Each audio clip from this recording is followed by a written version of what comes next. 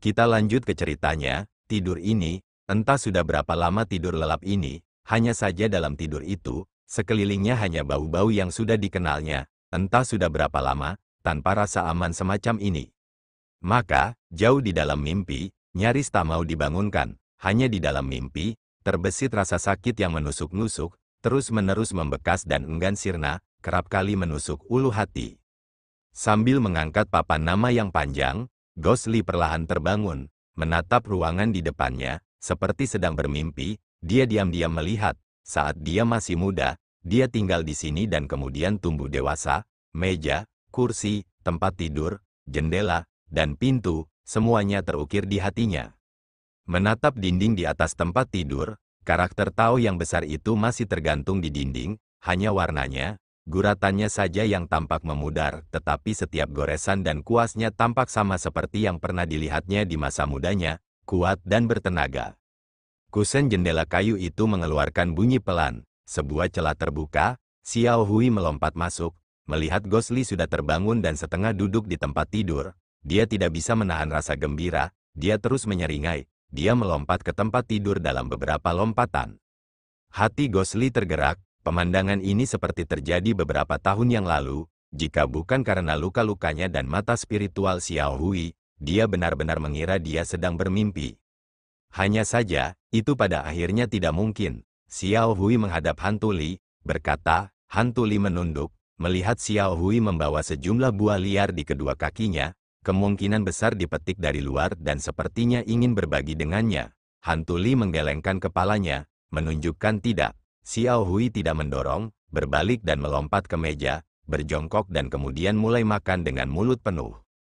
Ghostly diam-diam melihat semua yang ada di ruangan itu dan akhirnya ke jendela tempat Xiao Hui masuk. Dari jendela itu ada sinar matahari yang masuk, tidak dapat melihat dengan jelas pemandangan di luar. Namun Ghostly tidak perlu melihat, dia tahu di luar jendela itu ada halaman kecil, ada pohon pinus, rumput hijau dan juga jalan setapak kecil dari batu. Di sisi halaman, ada juga pintu lengkung setengah lingkaran. Setiap rumput dan pohon di sini, telah lama terukir dalam ingatannya, tidak dapat dihapus. Udara segar seakan-akan mengeluarkan aroma harum yang manis, bahkan halaman kecil di luar sana, seakan-akan memancarkan aroma rumput. Dalam keadaan transnya, ia merasa seperti pulang ke rumah, tetapi sesaat kemudian, rasa sakit yang tajam menusuk jantungnya, membangunkannya. Di luar pintu, terdengar suara langkah kaki. Tatapan Ghostly beralih ke arah pintu. Langkah kaki itu segera mencapai pintu masuk tetapi sebelum pintu itu, orang itu tampak ragu-ragu, tidak segera mendorong pintu terbuka. Hantu Li mengawasi pintu itu, saat berikutnya, pintu akhirnya terbuka. Sosok yang tinggi dan tegap berdiri di pintu masuk, hampir pada saat yang sama. Orang itu juga melihat hantu Li yang terbangun. Kedua mata bertemu tetapi tidak berbicara. Di mata mereka, untuk sesaat, ada terlalu banyak emosi, tidak tahu apakah itu karena itu, ribuan kata yang dimaksudkan semuanya berubah menjadi keheningan. Xiao Hui duduk di atas meja, meludahkan sebutir biji, lalu melirik ke arah pintu, memanggil, lalu melanjutkan makannya. Lelaki yang berdiri di pintu itu menghela napas, senyum getir tampak muncul dari bibirnya, menggelengkan kepalanya, melangkah masuk, menatap Ghostly dalam-dalam, dan berkata, sudah sekian tahun tidak berjumpa, haruskah aku memanggilmu Laoki, atau adik junior? Bibir Ghostly bergerak, akhirnya, menghadap pria itu, dia diam-diam memanggil. Kakak senior, segala yang ada di lembah bambu besar masih setenang yang diingatnya, suasana yang tenteram, tidak tahu di mana yang lainnya berada. Song Daren menatap orang ini dalam diam, belum lama ini, dia pernah menjadi murid termuda kesayangannya, juga murid ketujuh yang paling tidak berguna di bawah gurunya Tian Buyi. Dan sekarang, semuanya berbeda, orang-orang telah berubah. 10 tahun, ini malah menjadi pertemuan pertama. Bagaimana kabarmu selama beberapa tahun terakhir ini? Song Daren duduk di hadapan Ghostly dan bertanya. Ghostly tidak menjawab, hanya terdiam. 10 tahun telah berlalu, waktu berlalu seperti air. Tanpa disadari dia telah berjalan begitu lama. Hanya itu, bagaimana dia bisa berkata, baik-baik saja. Song Daren menilainya, bahwa Zhang Xiaofan dulunya seorang pemuda, penampilannya masih seperti apa adanya, hanya saja wajahnya, tampak telah mengalami pasang surut kehidupan dan tidak tahu sejak kapan, dia yang dulu jauh lebih muda darinya, tetapi sekarang sudah jauh lebih terampil. Rambutnya juga samar-samar mulai memutih. Song Daren menghela napas panjang dan berkata, "Bagaimana perasaanmu sekarang?" Gosli melihat luka-lukanya, melihat perban yang robek telah diganti dengan perban yang bersih dan baru. Jelas itu adalah kakak-kakak seniornya di lembah bambu besar yang telah melakukannya, dan dadanya masih sakit tetapi dibandingkan dengan saat sebelum dia pingsan, itu sudah jauh lebih baik. Setelah hening sejenak, dia berkata, "Aku baik-baik saja, terima kasih atas perhatian kakak senior." Tiba-tiba dia seperti teringat sesuatu, menatap Tuan Song, dan berkata, "Aku sudah berbalik melawan King Yun, apakah kalian semua masih menerimaku sebagai adik kelas?" Song Daren tertawa namun tawanya mengandung sedikit kegetiran. Katanya, "Xi Niang telah memberitahu kita, guru ketika dia masih hidup." Berbicara sampai di sini, mata Song Daren memerah, suaranya jelas tercekat. Gosli mendengarnya dan tubuhnya juga bergetar. Song Daren menenangkan diri, lalu melanjutkan, "Guru ketika masih hidup, sudah berkali-kali memberitahu Xi Niang, dia tidak pernah berkata untuk mengusirmu keluar dari lembah bambu besar dan dia tidak pernah mengira kau telah melakukan kesalahan apapun 10 tahun yang lalu. Oleh karena itu Xi Niang memberitahu kita, di zaman sekarang ini, selama kau masih bersedia, kau masih akan keluar dari lembah bambu besar Bukit King Yun Laoki, adik junior kecil." Gosli perlahan menundukkan kepalanya, tubuhnya gemetar, tangan kirinya di atas tempat tidur, melingkar erat membentuk bola. Tangan kanannya menutupi wajahnya, diam-diam menyeka air mata dari matanya. Di dalam ruangan, suasana menjadi sunyi untuk sesaat. Setelah waktu yang lama, setelah melihat Gosli perlahan menjadi tenang, suara rendah Song Daren kembali berbicara. "Jika kamu merasa baik-baik saja, ikutlah aku ke aula keheningan terpantau. Xi Niang ada di sana untuk berjaga bagi guru. Dia ingin bertemu denganmu."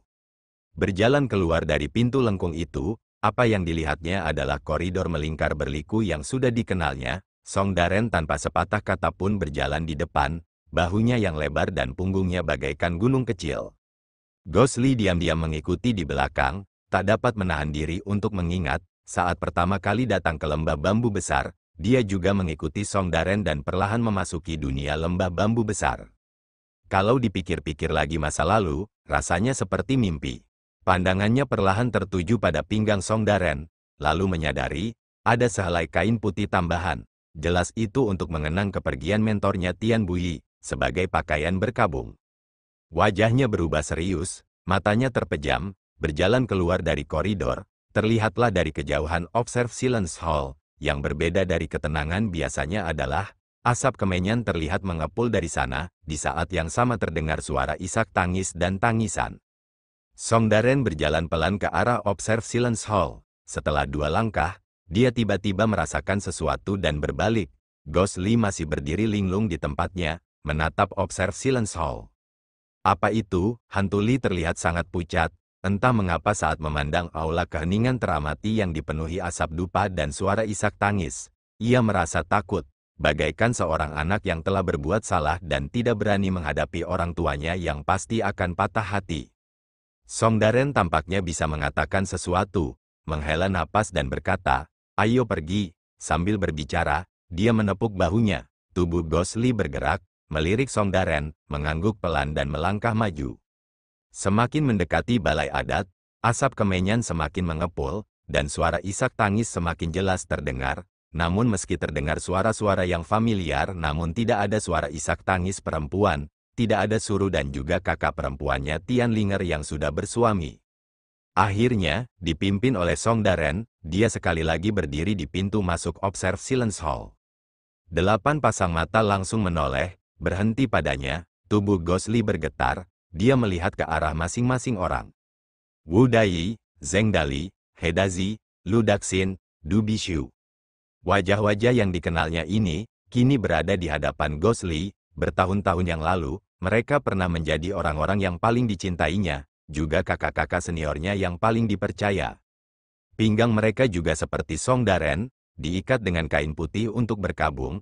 Wajah mereka semua bersedih, beberapa sudah memiliki mata merah sembab. Di dalam aula, ada sebuah panci besi besar, di dalamnya ada api yang menyala, saudara-saudara senior yang berdiri di samping, perlahan-lahan menaruh uang kertas ke dalamnya. Api berkobar, asap mengepul, hantu Li terbelalak, di balik asap, Tian Bui berbaring dengan tenang di atas usungan, pakaiannya yang kotor telah diganti dengan yang bersih, tertata rapi di sekujur tubuhnya, wajahnya juga tampak jauh lebih damai. Xiniang Suru saat ini duduk di samping Tian Bui, tangannya menggenggam tangan Tian Bui dengan erat. Wajahnya tampak sedih tetapi tidak ada air mata, di rambutnya disisipkan bunga putih kecil, yaitu bunga liar yang masih memiliki embun pagi, sederhana, anggun dan indah, menyampaikan sedikit kesedihan. Dia hanya memegang tangan suaminya erat-erat, memperhatikan wajah Tian Bui, dan putrinya, Tian Linger, tidak ada di aula ini. Sedangkan Da Huang yang sejak kecil diasuh oleh Tian Bui, saat ini terbaring diam di samping usungan jenazah, kepalanya terkulai lemas di tanah, semangat pantang menyerahnya telah hilang sama sekali. Tatapan Gosli setelah sampai di Tian Bui, tidak bergerak lagi, langkah kakinya berat, perlahan langkah demi langkah berjalan mendekat. Song Daren diam-diam berjalan di samping, mengambil tali rami dan memberikannya kepada Gosli. Gosli menatapnya, ekspresi bersyukur di matanya, mengangguk dan mengambil tali itu, dengan pelan berkata, "Terima kasih banyak." Song Daren melirik Suru, berkata, "Pergilah ke Xiniang." Setelah berbicara, dia diam-diam berjalan kembali ke murid-muridnya, menghadap mayat Tian Bui dan berlutut, bersujud 3 kali. Ketika dia mendongak, matanya kembali merah, berbalik dan mengambil setumpuk uang kertas dari Wudai yang ada di sampingnya, dan mulai membakarnya perlahan-lahan. Gosli memandangi tali rami di tangannya cukup lama, lalu mengikatkannya di pinggangnya.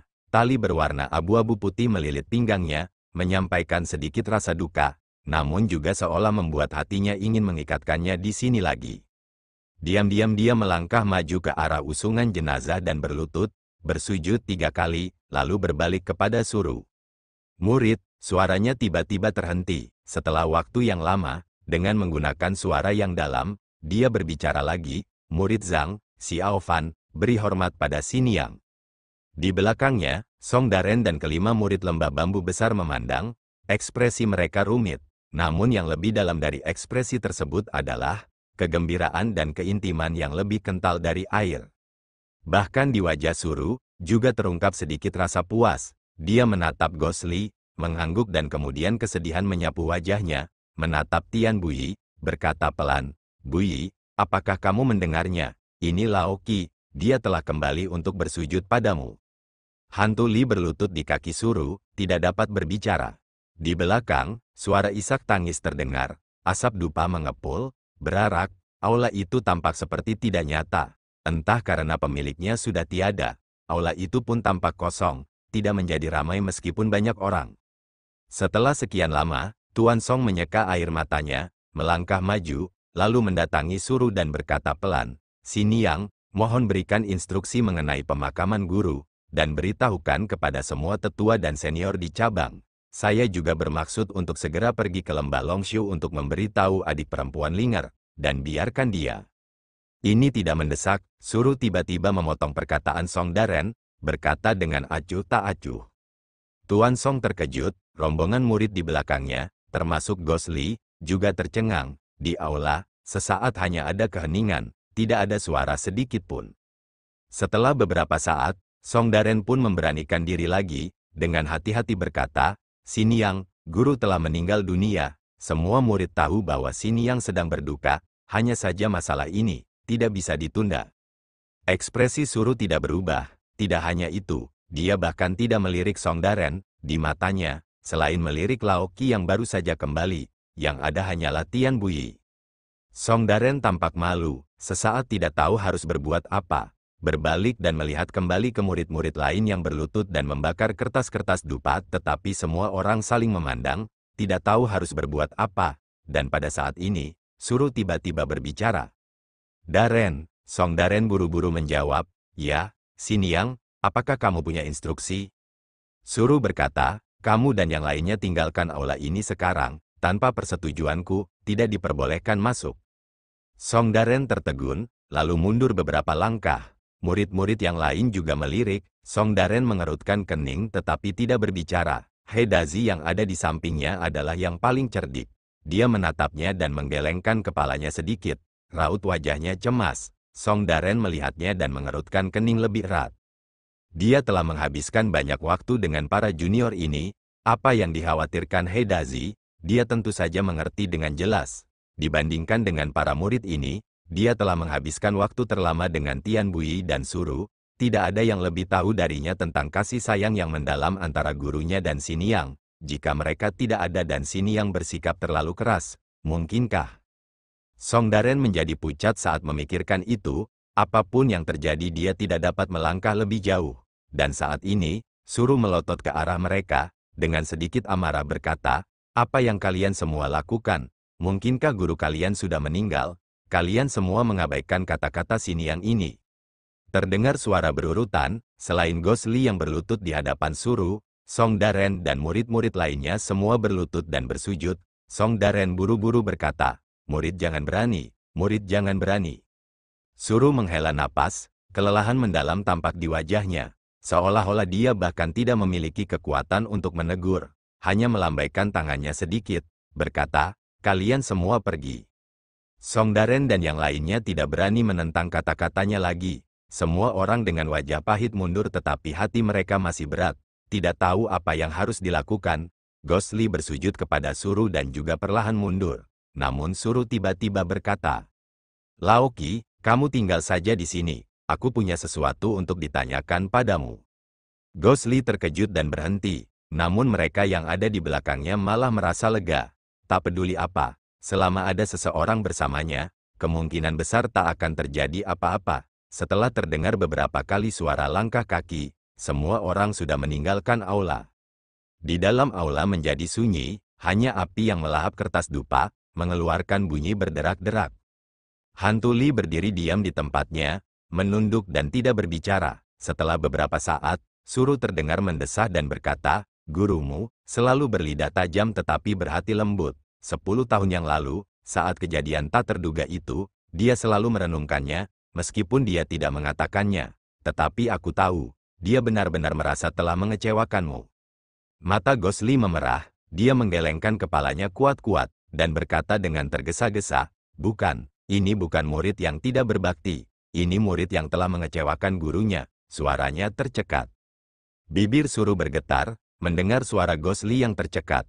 Suara itu seakan membangkitkan kesedihan di lubuk hatinya, tetapi meskipun matanya menunjukkan kesedihan, dia tetap memaksakan diri untuk bertahan dan tidak menangis. Dia diam-diam menatap Tian Bui, berkata samar-samar, "Dalam hati gurumu, dia tidak pernah menganggapmu sebagai murid yang diusir dari pintu. Mengerti?" Gosli menundukkan kepalanya dan berkata pelan, "Ya."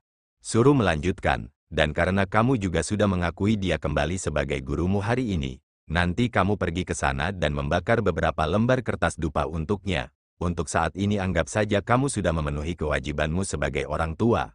Aku kira Bui dia juga akan senang." Gosli mengatupkan giginya erat-erat, berlutut di depan tubuh Tian Bui, bersujud 3 kali, air matanya berlinang. Lalu dia berdiri dan berjalan ke panci besar, berlutut, api di dalam panci telah padam, kemungkinan besar setelah yang lain pergi, tidak ada yang menyalakannya. Gosli melihat ke samping, melihat beberapa tumpukan tebal kertas dupa di dekatnya, semuanya belum dibuka. Mereka yang berada di lembah bambu besar semuanya adalah orang-orang terpelajar, kemungkinan besar kertas-kertas jos bahkan tidak pernah digunakan sekalipun dalam beberapa ratus tahun. Kertas-kertas ini pasti telah dipersiapkan pada menit-menit terakhir oleh Song Daren, yang dibeli dari kaki gunung. Memikirkan hal-hal ini, Gosli merasa sedih lagi. Diam-diam mengambil setumpuk, membukanya dan mulai membakarnya satu persatu. Suru duduk di samping Tian Bui, diam-diam memperhatikan nyala api yang berkelap-kelip dan meliuk-liuk. Api yang terpantul di wajah Gosli membiaskan cahaya dan kegelapan yang tiba-tiba. Dia tiba-tiba bertanya, "Ketika gurumu meninggal, apakah kamu ada di sampingnya?"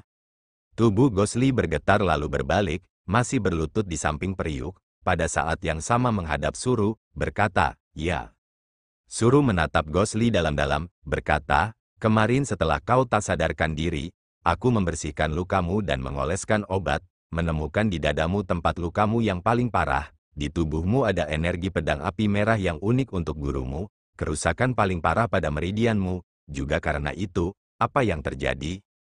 Jantung Gosli berdebar kencang, telapak tangannya mulai berkeringat. Setelah beberapa saat, dia berkata pelan, cedera murid kali ini memang disebabkan oleh serangan keras guru, tapi... Berbicara sampai di sini, dia tiba-tiba tersesat, tidak tahu harus mulai dari mana. Kejadian malam-malam itu terjadi secara tiba-tiba. Meskipun dia sudah berpengalaman dengan perkelahian dan pertikaian dunia, tetapi dia masih tertinggal dalam keterkejutan. Terlebih lagi gurunya yang paling dicintainya kehilangan nyawanya di dalamnya. Itu lebih sulit untuk dijelaskan. Suru mendengus, tatapannya tajam, dan berkata dengan dingin, katakan padaku seluruh kebenarannya. Hantu Li tak berani menatap Suru, membungkuk lalu mulai bicara. Sejak ia kembali ke kuil Grace Village dan bertemu sosok misterius, mengejar dan datang ke kamar mayat terbengkalai di luar kota Heyang, hingga kematian Tian Buyi. Wajah Suru makin pucat pasi saat mendengarkannya, apalagi sampai pada bagian akhir di mana Tian Buyi kehilangan nyawanya, wajahnya pucat pasi, sepasang tangan menggenggam tangan Tian Buyi erat-erat, seolah takut suaminya akan meninggalkannya lagi. Pada akhirnya, Gosli berkata dengan tenang, begitulah kejadiannya, murid tidak berani menipu Xiniang. Suru mengalihkan pandangannya ke Tian Buyi, menatap dalam-dalam ke wajah yang akrab namun damai itu, atau mungkin, di hati suaminya, dia tidak begitu menyesal, di dalam hatinya, semua itu adalah apa yang seharusnya dia lakukan. Ia menarik napas dalam-dalam, menegakkan tubuhnya, walaupun sebenarnya ia ingin terus berbaring seperti ini, bersama suaminya, tidak mau peduli lagi dengan apapun, tetapi, ia tahu, sekarang belum saatnya. Kau benar-benar melihat dengan jelas, suara Suru terdengar tidak yakin. Gosli sejenak tidak mengerti, lalu berkata, Xiniang, maksudmu? Wajah Suru pucat, dia berkata pelan, orang misterius itu, benarkah ketua sekte pendeta, kakak senior Dao Xuan? Gosli menarik napas dalam-dalam dan berkata dengan tegas, murid ini melihatnya dengan mata kepalanya sendiri. Bahkan jika orang itu berubah menjadi abu, murid ini tidak akan salah. Suru mengangguk pelan, lalu bertanya lagi dengan perlahan, dari apa yang kau katakan, ketika Buyi sedang bingung dan menyerangmu, Lu Sueki dari lembah bambu kecil yang membunuhnya? Tubuh Gosli bergetar hebat, keringat dingin segera menetes dari dahinya, tetapi pada akhirnya, dia mengatupkan giginya dan berkata, ya. Suru tidak berbicara, hanya menatap Gosli dengan linglung, seolah-olah sedang kesurupan. Kemudian di bawah tatapannya, ekspresi wajah Gosli berubah drastis, seolah-olah dalam penderitaan. Setelah waktu yang lama, dia kemudian berkata dengan pelan, itu, Lu Sueki dia benar-benar melakukannya untuk menyelamatkanku, tidak, muridnya. Tiba-tiba, wajahnya berubah serius, bersujud dan berkata dengan pelan, Xiniang, tidak peduli apapun kesalahannya, itu semua adalah kesalahan muridnya, bahwa Lu Sueki dia. Suru menghela napas, lalu berkata, aku teringat murid-murid sekte King Yun, selama ini, bukankah kalian yang paling dekat dengannya? Bahkan saat kalian bergabung dengan sekte jahat, ku dengar dia masih memikirkanmu. Dia bahkan beberapa kali menentang kakak senior Suiyu karenamu. Dia bahkan menolak lamaran pernikahan kepala lembah Fenxiang, Yun Yilan, bukan? Gosli tergeletak di lantai, hatinya kacau, dia punya ribuan kata untuk diucapkan tetapi tidak dapat mengucapkan sepatah kata pun. Malam itu, meskipun dia jelas tahu Lu Sueki harus bergerak untuk menyelamatkannya, tetapi karena Tian Buyi adalah mentornya yang membesarkannya, dan terlebih lagi salah satu orang yang paling dihormati dan dicintai dalam hidupnya, dan di depan matanya, pedang Tiannya itu menembus dada mentornya. Setelah itu, dia secara tidak sadar, pada saat yang paling menyedihkan, mendorong Lu Sueki ribuan mil jauhnya. Setelah kekacauan di perbatasan selatan, pernah ada pelukan singkat. Namun dalam sulap takdir ini, jurangnya bahkan lebih dalam dan lebar, tidak dapat dipahami mengapa surga harus begitu kejam. Dan sebelum Suru, meskipun Gosli memiliki pikiran yang bertentangan sebelumnya, tetapi dia tidak bisa duduk diam dan membiarkan Suru salah paham terhadap Lu Sueki. Meskipun dia mengerti dengan jelas, Xiniang memiliki kasih sayang yang dalam kepada guru, lebih dari dirinya sendiri. Fakta ini yang dia sendiri merasa sulit untuk terima. Bagaimana dia bisa mengharapkan Xiniang bersikap murah hati? Gosli kehilangan kata-kata. Kebenaran itu bagai pedang yang tajam dan tak berperasaan. Siapapun yang mendekatinya, semuanya hampir akan terluka karenanya. Namun wajah Suru tidak setegas yang diharapkan hantu Li. Sebaliknya, setelah kesedihan awalnya, ekspresinya perlahan berubah menjadi merenung. Setelah beberapa saat, dia berbicara kepada hantu Li. Aku ingat tadi kamu bilang, sebelum Bui meninggal, pikirannya kembali sebentar, mengenali kamu, kan? Hantu Li mengangguk dan berkata, ya, Suru berkata. Lalu apakah dia mengatakan sesuatu kepadamu? Ghost Li berpikir keras sejenak, lalu berkata pelan, setelah guru sadar, dia mengatakan 2 kalimat kepadaku. Suru bertanya, apa yang dia katakan? Ghost Li berkata, kalimat pertama yang diucapkan guru itu agak aneh. Dia hanya mengucapkan 3 kata berulang-ulang, jangan salahkan dia, jangan salahkan dia. Kalimat kedua adalah untuk memerintahkan murid, setelah guru meninggal, untuk membawa jasadnya kembali ke lembah bambu besar dan menyerahkannya kepada Xiniang, dan untuk memberitahu Xiniang.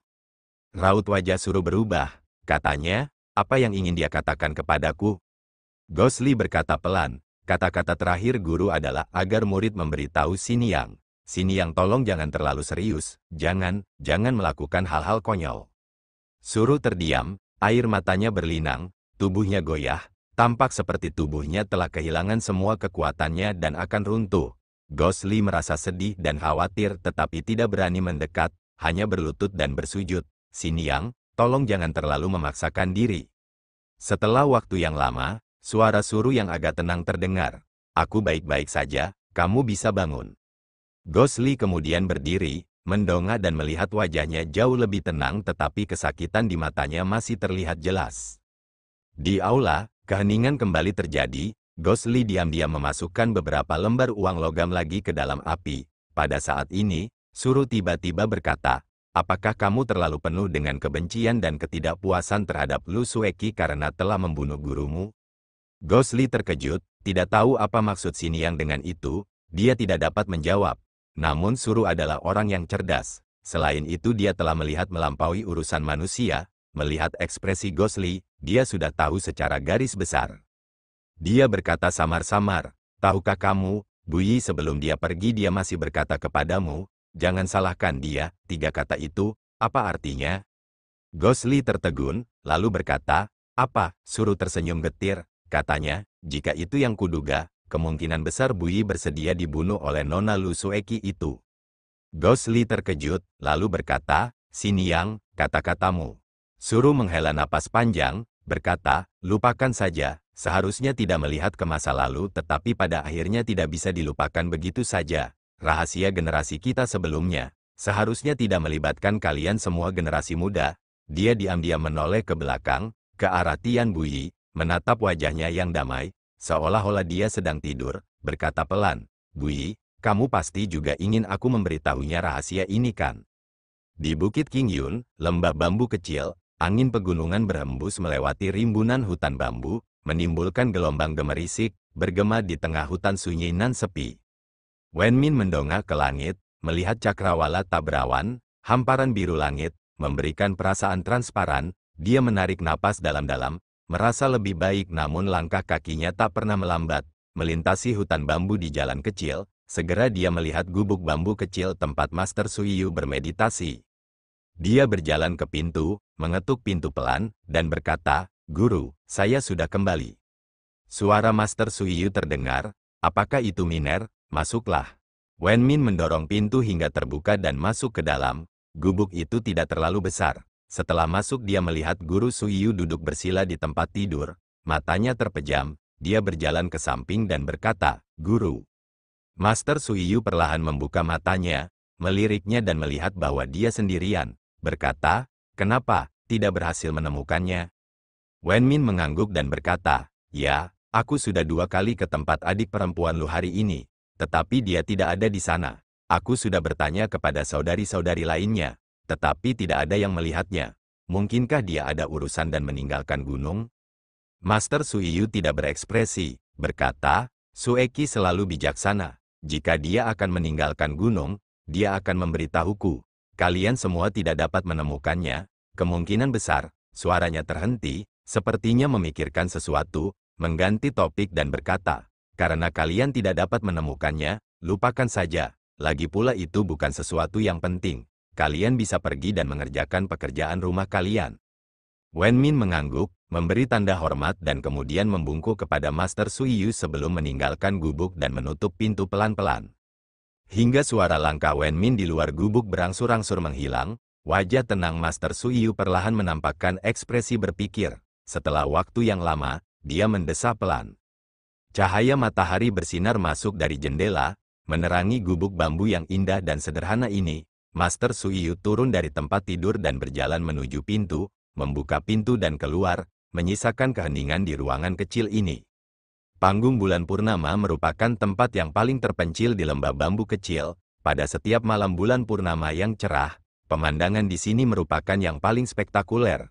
Konon pada malam bulan purnama, cahaya bulan bagai air, yang dipantulkan oleh panggung bulan purnama ini, cukup terang untuk menerangi seluruh jajaran gunung lembah bambu kecil.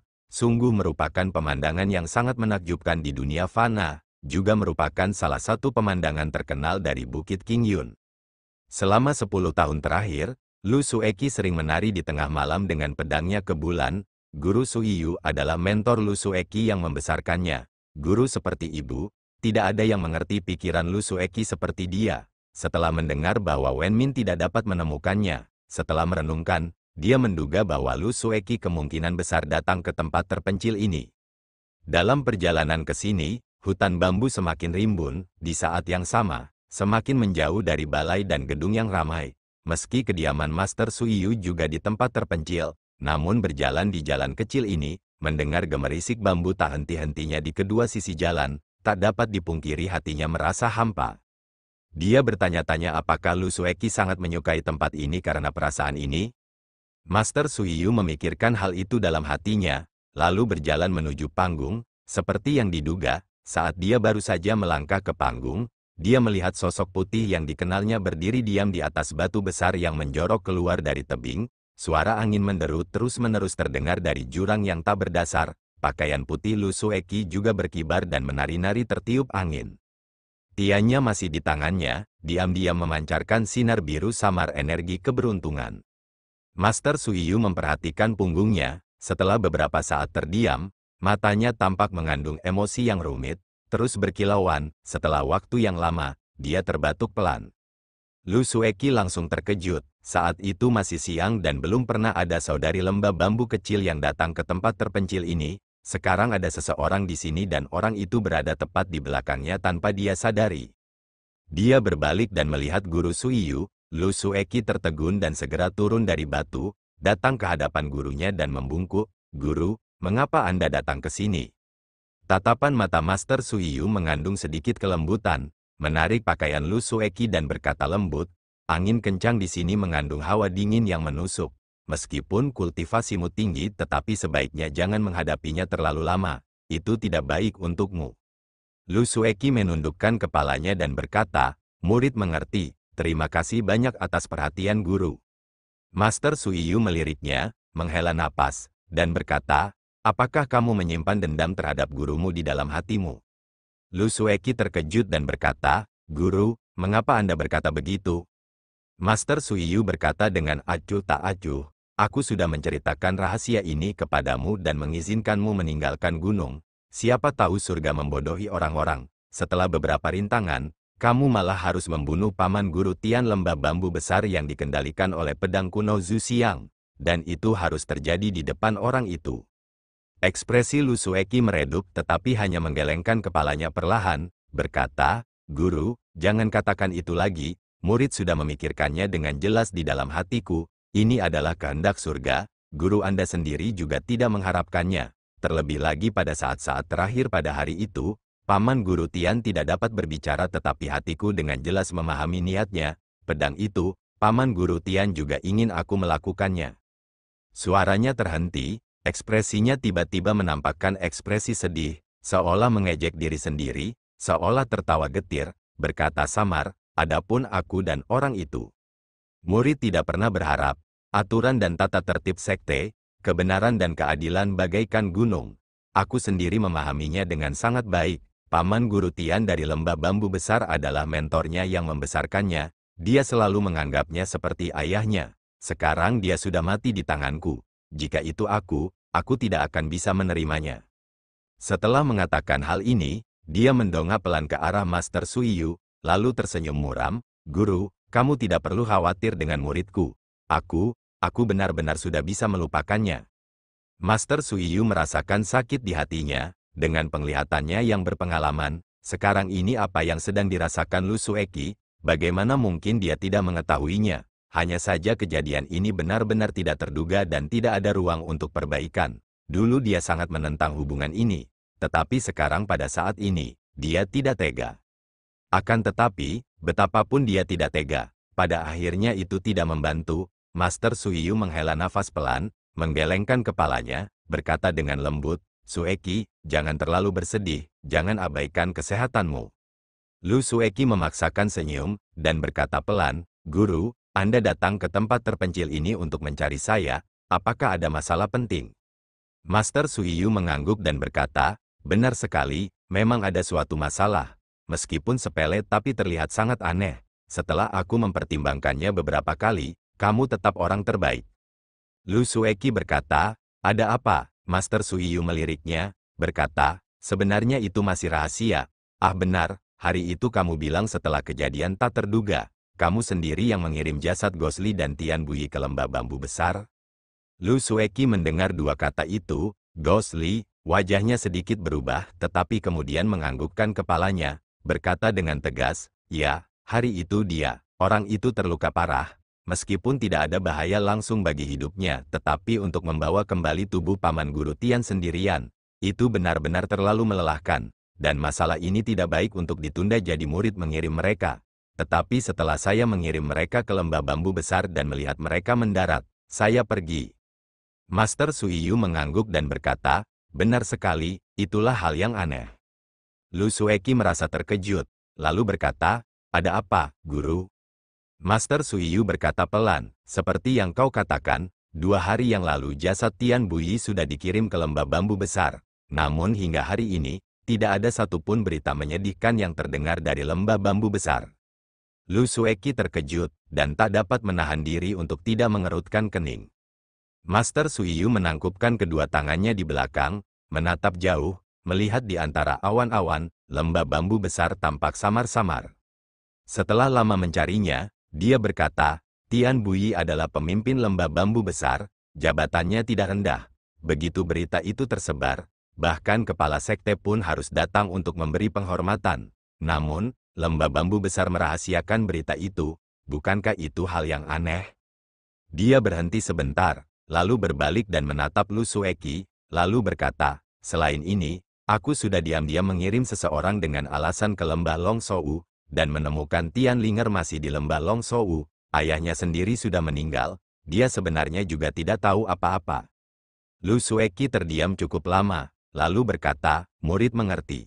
Master Suiyu mengangguk, berkata, "Anda sangat cerdas, saya tidak perlu mengatakan lebih banyak lagi.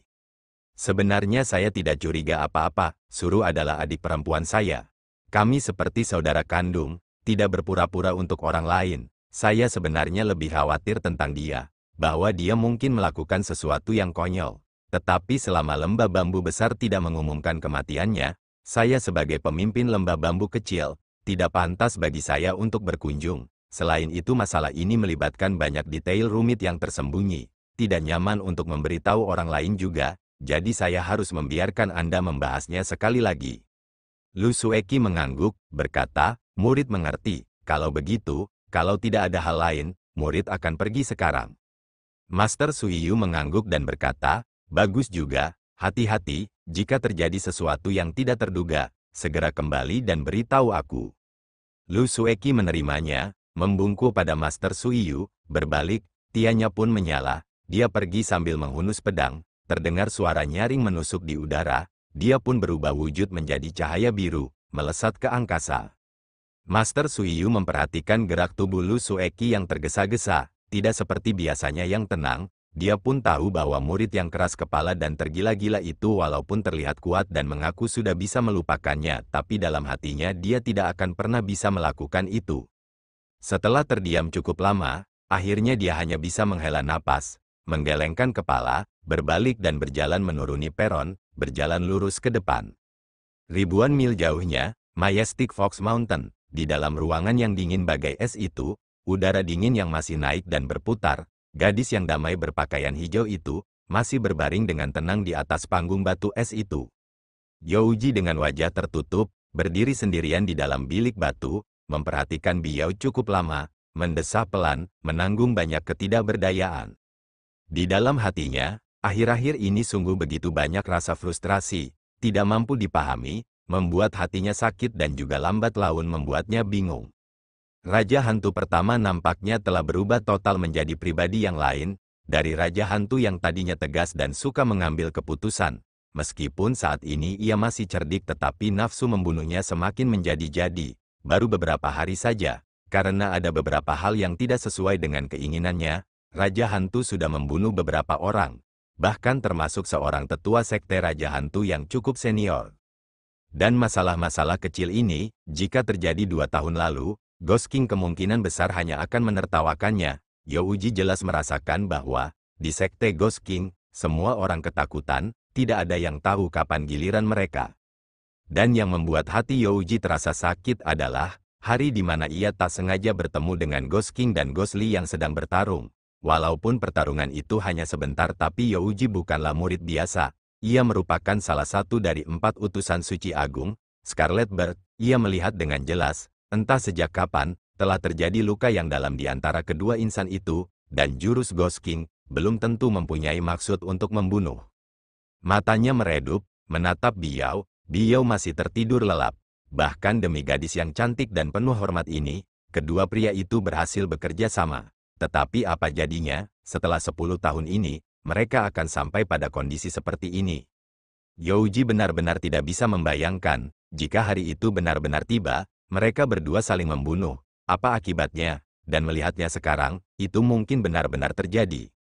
Youji berkata dengan penuh kebencian, sangat kesal, saat dia menatap Biao lagi. Ini adalah anak yang selama ini dia anggap sebagai anaknya sendiri. Setiap kali dia menatapnya, dia tidak bisa menahan perasaan sedih. Tepat saat dia tengah asyik merenung sendirian, pintu tebal ruangan itu mengeluarkan suara yang dalam, seseorang sedang membukanya dari luar.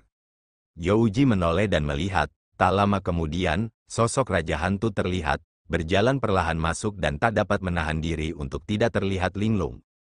Raja Hantu kemudian melihat Youji, mengangguk padanya, dan berkata, "Kamu juga di sini." Youji tertawa dingin, menatap Raja Hantu, dan tidak berbicara. Raja Hantu mengerutkan kening, matanya memancarkan amarah. Dia sekarang tampak mudah marah, sangat berbeda dari biasanya. Hanya saja Youji bukanlah orang biasa, terutama bagi putrinya. Oleh karena itu Raja Hantu selalu memperlakukannya secara berbeda. Dia hanya bisa berkata, "Ada apa?" Youji mendengus dan mencibir dingin, "Apakah kamu masih ingat kalau kamu punya anak perempuan yang terbaring di sini?" Raja Hantu mengerutkan kening dan berkata, "Apa yang kamu bicarakan? Bagaimana mungkin aku tidak mengingatnya? Aku hanya punya anak ini." Youji berkata dengan serius, "Baiklah, mengapa kau tidak memberitahuku? Sudah berapa lama kau tidak datang ke sini untuk mengunjungi Biao?" Raja Hantu tercengang, terdiam sesaat, tatapan bersalah melintas di matanya. Dia melunak dan berkata, "Ini salahku, akhir-akhir ini sekte sedang sibuk. Suasana hatiku sedang tidak baik jadi aku jarang datang." Youji berkata dengan dingin, "Aku benar-benar tidak mengerti. Bukan hanya kau, bahkan Ghost Lee itu, apa sebenarnya yang terjadi? Kalian berdua tampaknya telah banyak berubah." Berbicara sampai akhir, nadanya perlahan berubah dalam. Raja Hantu tampaknya tidak mempermasalahkan nada bicara Youji dan setelah mendengar 2 kata itu dari Hantu Lee, wajahnya menjadi muram, mendengus dan berkata, "Anak itu tidak melihat masalah yang lebih besar. Jangan sebut-sebut dia di hadapanku." Youji melihat wajahnya, kemarahan yang samar-samar, hendak berkata lagi namun tiba-tiba merasa lelah, sesaat merasa patah semangat, menggelengkan kepala, berkata, lupakan saja, terserah kalian saja, lagi pula kalian sendiri yang mengurusnya, aku benar-benar tidak bisa mengatasinya dan tidak peduli." Sambil berkata demikian, dia berbalik dan berjalan menuju pintu. Raja Hantu memperhatikan punggungnya, mengerutkan kening, hendak berbicara tetapi akhirnya tidak jadi. Saat tangan Youji hendak meraih pintu, tiba-tiba dia terhenti. Hampir pada saat itu, Raja Hantu seperti merasakan sesuatu, kedua matanya bersinar tajam. Kekuatan yang tak terlihat namun dahsyat, bagaikan gelombang pasang yang besar dan bergejolak, bergulung di bawah kaki mereka. Ghost King dan Youji sama-sama seniman yang sangat terlatih. Untuk sesaat raut wajah mereka berubah. Hanya saja, Youji terkejut, Raja Hantu memang terkejut dan senang, matanya berbinar tak henti-hentinya. Gelombang demi gelombang kekuatan ini bergulung lewat, perlahan Youji jelas merasakan, bumi di bawahnya bergetar pelan, dan perlahan kekuatannya bertambah. Wajahnya pucat, kekuatan aneh yang tiba-tiba ini, kuatnya di luar imajinasi, membuat orang panik. Itu bukan sesuatu yang bisa dilawan manusia. Dalam keterkejutannya dia berbalik, melihat ekspresi aneh Raja Hantu, kedua matanya cerah dan tajam, tetapi tidak tahu apa yang sedang dipikirkannya. Hanya di wajahnya, tidak banyak keterkejutan.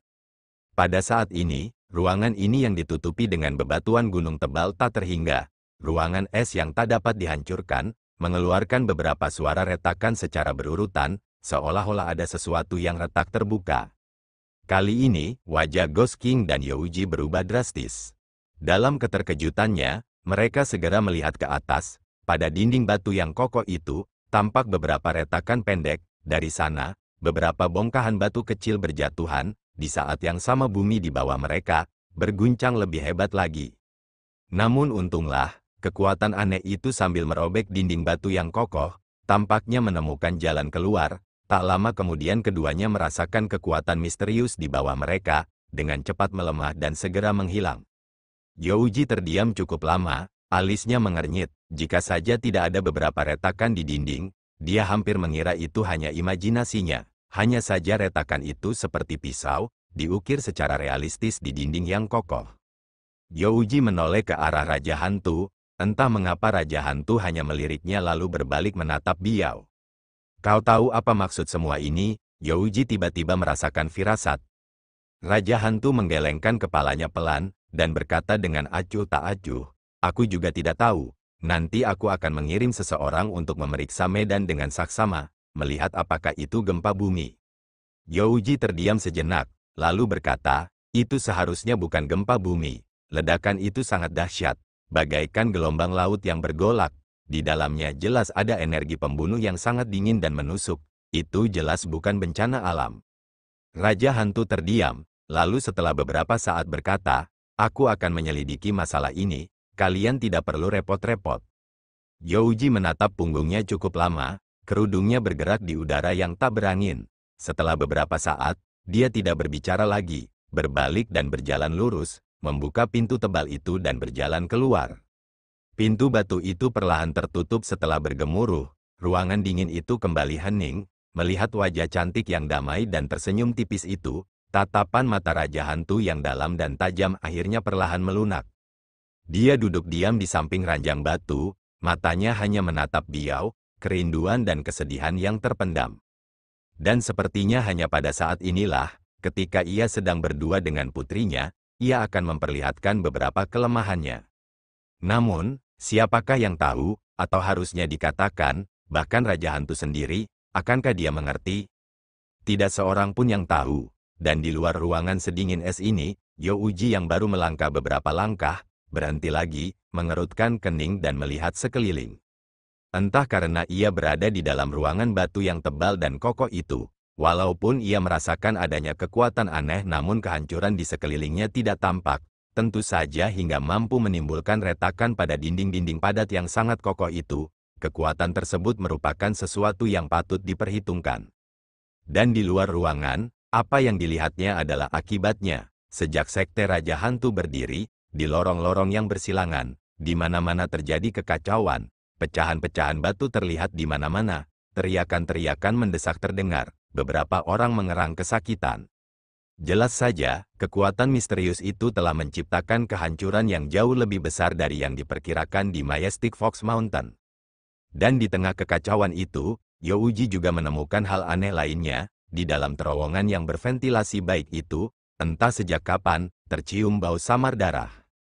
Bau darah ini entah dari mana, tapi sepertinya ada di mana-mana. Kemanapun dia berjalan, dia bisa menciumnya, meskipun tidak begitu pekat. Youji tetap merasa sangat tidak nyaman. Namun, ada terlalu banyak masalah yang mengganggu hari ini. Dia tidak punya energi untuk mencari tahu. Baginya, dadanya terasa sesak, tetapi dia ingin segera keluar dari gunung ini, menghirup udara segar. Saat dia memikirkan itu, dia pun melakukannya. Sosok Youji segera menghilang di antara terowongan, hanya saja bau darah samar-samar itu, tampaknya masih tercium samar-samar. Di Bukit Qingyun, lembah bambu kecil, ini sudah hari ketiga jenazah Tian Buyi dipulangkan oleh hantu Li, namun anehnya, Suru masih saja menghalangi murid-murid lembah bambu besar untuk melaporkan berita duka tersebut kepada cabang-cabang lainnya. Hal ini bukan saja membuat Song Daren dan yang lainnya merasa bingung saat berduka, bahkan hantu Li juga merasa aneh. Hanya saja, tidak ada yang berani mengemukakan masalah ini kepada Suru. Suru berjaga di atas jenazah suaminya di aula hening yang dijaga dengan senjata ajaib surgawi Taoisme. Wajahnya yang penuh kesedihan dan duka sudah cukup untuk menghentikan mereka. Dan hanya ada beberapa orang di lembah bambu besar, mereka selalu bersikap rendah hati. Jika tidak ada masalah penting, tidak ada yang akan datang ke puncak terpencil ini. Oleh karena itu, ketika lembah bambu besar berjaga di aula hening selama 3 hari, tidak ada seorang pun di sekte Qingyun yang mengetahuinya.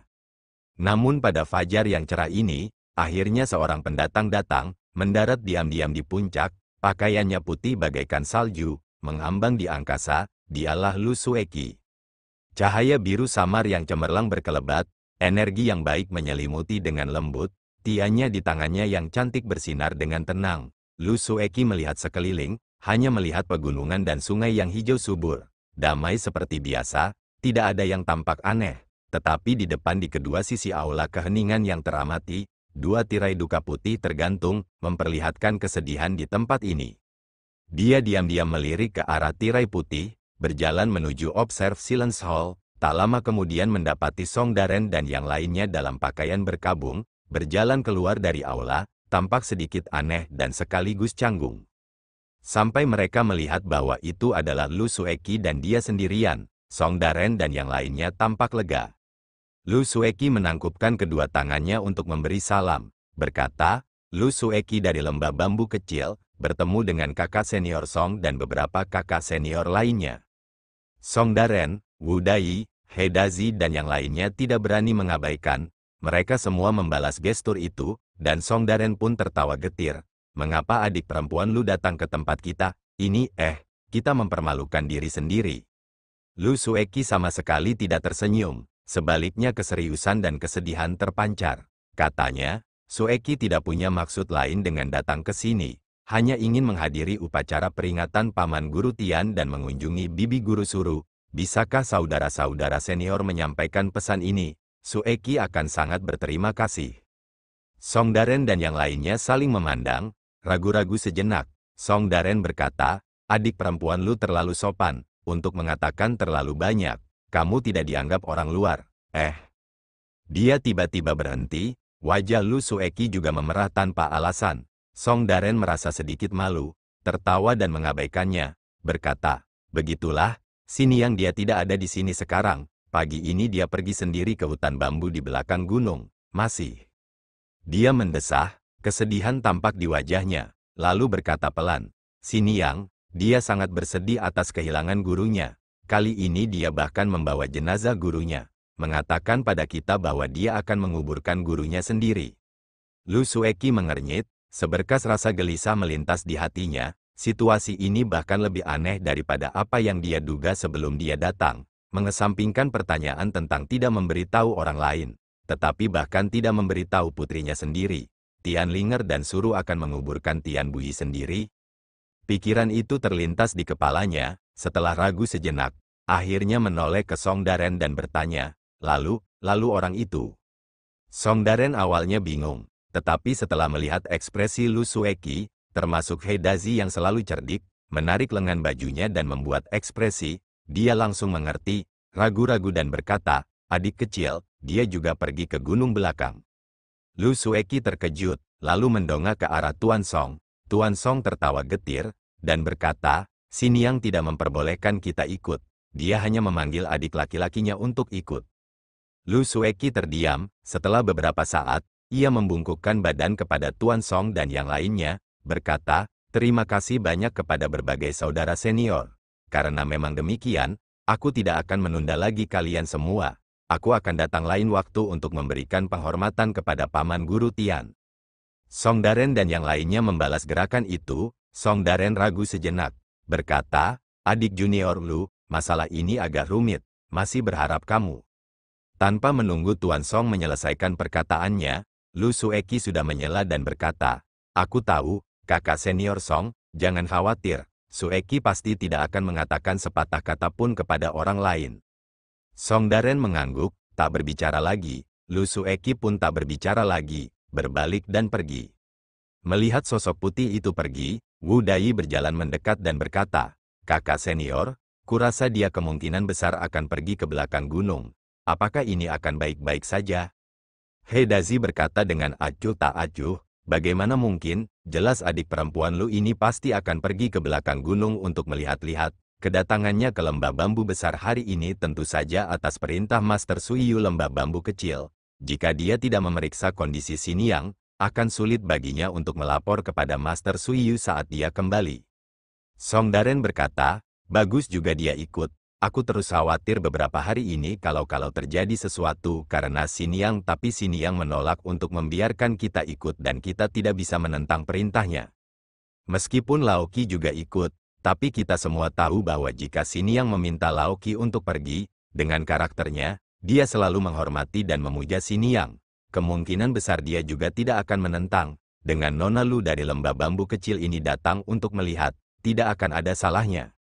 Yang lain mendengarnya dan semuanya mengangguk setuju. Setelah itu semuanya terdiam. Song Daren mendesah, berbalik dan berjalan kembali ke aula. Di hutan bambu di belakang puncak utama, sekilas, pemandangannya mirip dengan lembah bambu kecil, tempat mata memandang, semuanya adalah bambu hijau subur, berdesir dan bergoyang tertiup angin, matahari terbenam, memancarkan beberapa sinar cahaya di hutan bambu, ke tanah. Pada daun tipis, manik-manik kristal berlimpah membeku, halus dan berkilau, bagaikan mutiara yang paling berharga. Di tempat hantu Li berada, sesaat ia tak dapat menahan perasaan tersesat. Bertahun-tahun yang lalu, disinilah ia memulai kehidupan di lembah bambu besar, tak tahu berapa kali terbit dan terbenam. Ia mengayunkan pisaunya untuk menebang pohon, mengeluarkan keringat, di hutan terpencil yang ditebang dengan tenang ini, tahun-tahun di mana ia pernah merasa bosan, memikirkannya sekarang, bagaikan mimpi, namun ketenangan yang pernah ia miliki, tak akan pernah bisa didapatkannya lagi. Bambu-bambu berdesir dalam gelombang, angin gunung berhembus lembut, tepat di samping telinga. Ia mendesah dalam hati, membuang jauh-jauh perasaan tipis tak bermakna itu. Lalu berbalik dan memandang Suru. Jasad Tian Buyi tergeletak tak jauh, masih ada Da Huang tergeletak di sampingnya. Sejak jasad Tian Buyi kembali, anjing ini hampir tak pernah meninggalkan Tian Buyi. Di bawah tubuh Tian Buyi tidak terdapat sehelai pun alas tidur. Hal ini tampak tidak hormat kepada mendiang, namun dari Gosli hingga Song Daren dan bahkan Du Bishu, tidak seorang pun berani meragukan sedikit pun tindakan Suru.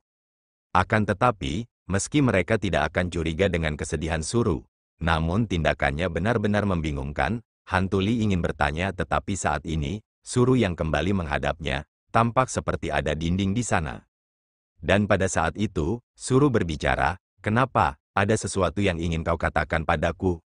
Gosli terkejut, lalu ragu-ragu sejenak, akhirnya berbicara dengan hati-hati, berkata, Xiniang, aku punya beberapa kata. Tidak tahu apakah aku harus mengatakannya. Suru berkata dengan acuh tak acuh, katakan saja, aku juga tahu, kata-kata itu, kemungkinan besar bukan hanya kamu yang berpikir seperti itu.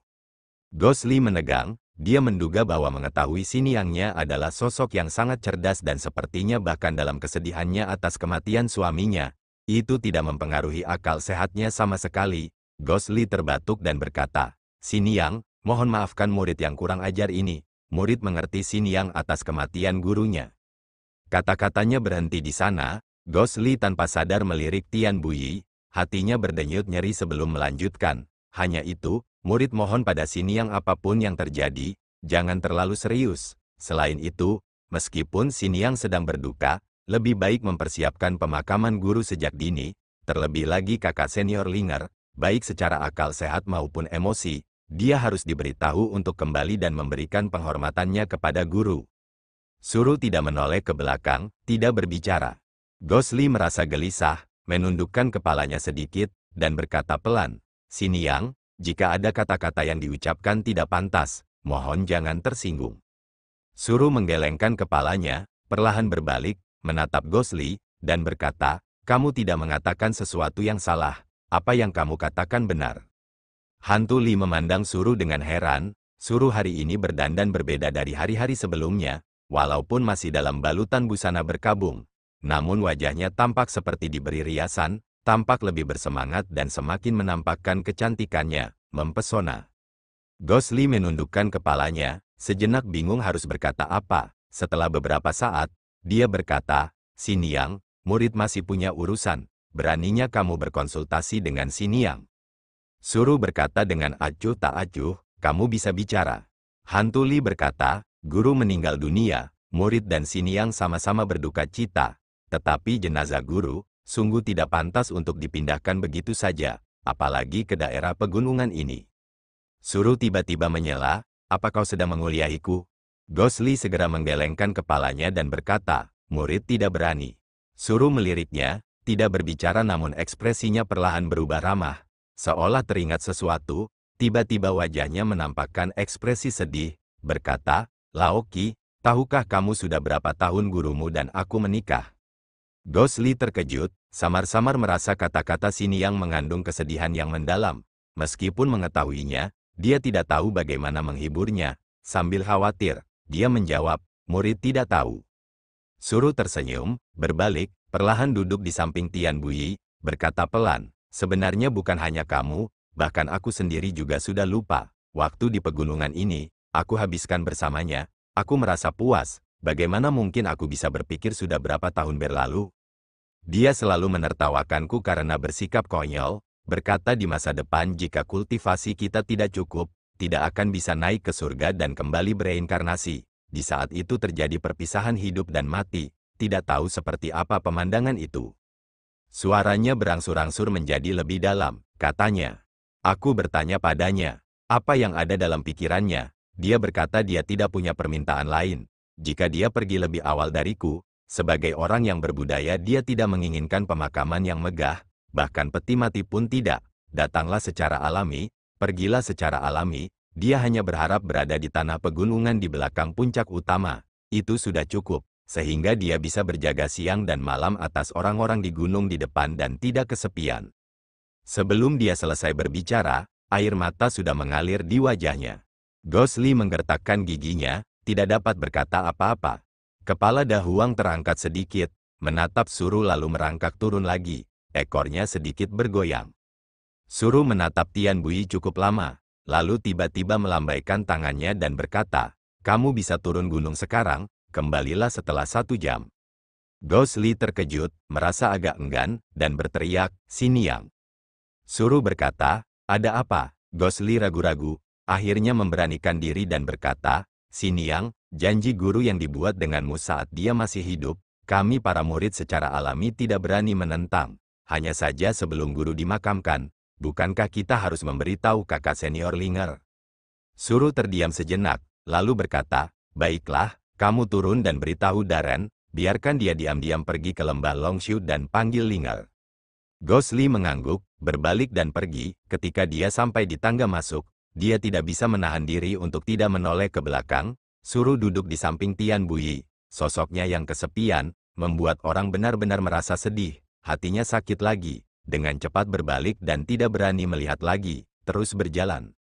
Dalam perjalanannya, pikirannya teringat kejadian beberapa hari terakhir. Suru tidak meminta Song Daren dan yang lainnya untuk memberitahu cabang sekte King Yun lainnya. Ini sudah sangat aneh. Bahkan Tian Linger tidak diizinkan untuk diberitahu. Ini tidak masuk akal. Hari ini dengan cara ini menangani urusan pemakaman Tian Buyi. Meskipun Tian Buyi telah membuat kesepakatan tetapi ini terlalu ceroboh. Gosli mendesah dalam hati, menepisnya, sebenarnya sebagai orang yang berbudaya, urusan pemakaman tidaklah penting. Daging, tulang dan kulit, dikubur di dalam tanah, juga bukan hal yang buruk. Dia memikirkannya seperti itu dengan tenang, tidak repot-repot terbang, berjalan menuruni jalan setapak gunung, tanpa sadar telah mencapai setengah jalan menuruni gunung. Ketika dia pertama kali naik gunung, mengikuti di belakang kakak senior Song Daren dan adik junior Tian Linger ke gunung belakang. Betapa sulitnya menempuh jalan ini, kenangan masa lalu masih hidup, melekat di hatinya. Tetapi tidak mengenal kakak perempuan Linger, bagaimana kabarnya selama ini? Senyum getir samar tersungging di bibirnya, dia menggelengkan kepalanya, lalu tiba-tiba berhenti, memandang ke depan dengan heran. Di tengah jalan, tiba-tiba muncullah sesosok tubuh berwarna putih, berdiri dengan tenang. Dalam cahaya pagi tidak ada sedikit pun tanda-tanda akan penampilannya yang seperti manusia, diam-diam memperhatikannya. Gosli menatapnya, keduanya saling menatap cukup lama namun tidak ada kata-kata yang terucap. Angin gunung bertiup, mengacak-acak rambut dan pakaiannya, bergerak mengikuti angin. Akhirnya, Gosli lah yang pertama kali berbicara, "Mengapa kamu datang ke sini?"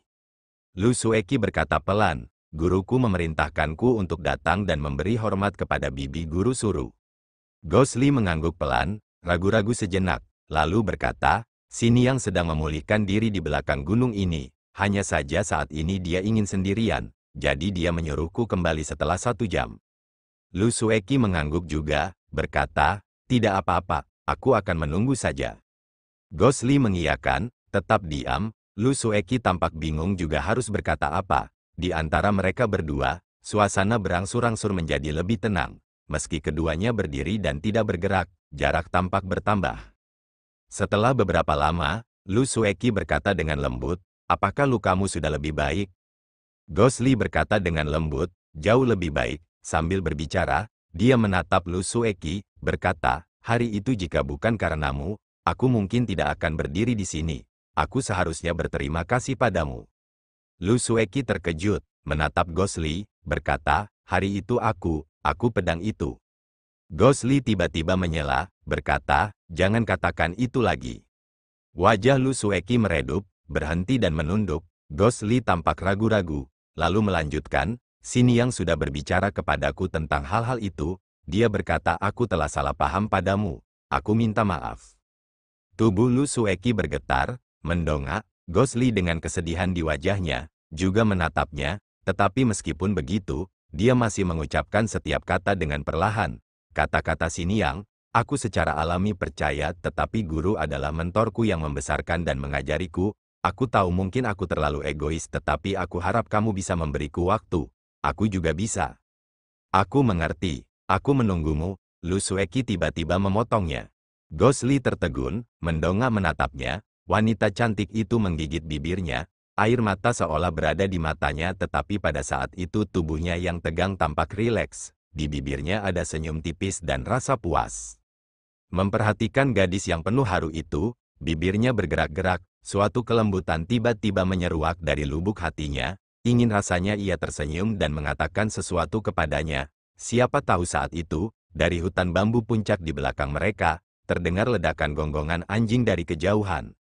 Tubuhnya tiba-tiba membeku, itulah Da Huang. Semenjak jasad Tian Bui dikembalikan, Da Huang selalu diam di samping jasad gurunya, tak pernah menggonggong keras lagi. Tetapi pada saat ini, meskipun samar-samar dari jarak ini tetapi kedengarannya panik, sangat putus asa, dia belum pernah mendengarnya sebelumnya dalam beberapa dekade. Apa sebenarnya yang terjadi, hingga membuat Da Huang berteriak histeris? Kekhawatiran yang selama ini terpendam dalam hatinya, tiba-tiba meluap keluar, wajah Gosli seketika berubah pucat, bahkan tangannya pun ikut gemetar. Lu Sueki juga terkejut, merasa bingung melihat ekspresi Gosli, bertanya dengan kaget, "Ada apa?" Gosli tidak menjawab, namun tubuhnya bergetar dan tiba-tiba berteriak, "Xiniang!" Dia sudah berlari kembali, bagaikan kilat, menuju hutan bambu. Lu Sueki sangat cerdas, dalam sekejap dia mengerti samar-samar, wajahnya juga berubah pucat, tubuhnya gemetar. Jika itu karena kematian Tian Bui, Suru dalam kesedihannya mengalami beberapa kejadian malang. Bagaimana jadinya Hantuli, dia tidak bisa membayangkan. Dan bagaimana mereka akan saling berhadapan, dia sama sekali tidak bisa membayangkan. Melihat sosok itu melintas dengan cepat, dia tiba-tiba merasakan ketidakberdayaan yang belum pernah terjadi sebelumnya, seperti bayangan besar yang menyelimutinya. Dia ingin mengikutinya tetapi tubuh dan kakinya seperti terperangkap oleh kekuatan yang tak terlihat, tidak dapat bergerak sama sekali. Dalam hatinya, dia berteriak dengan sekuat tenaga, "Tidak, tidak, Terima kasih telah mendengarkan, guys.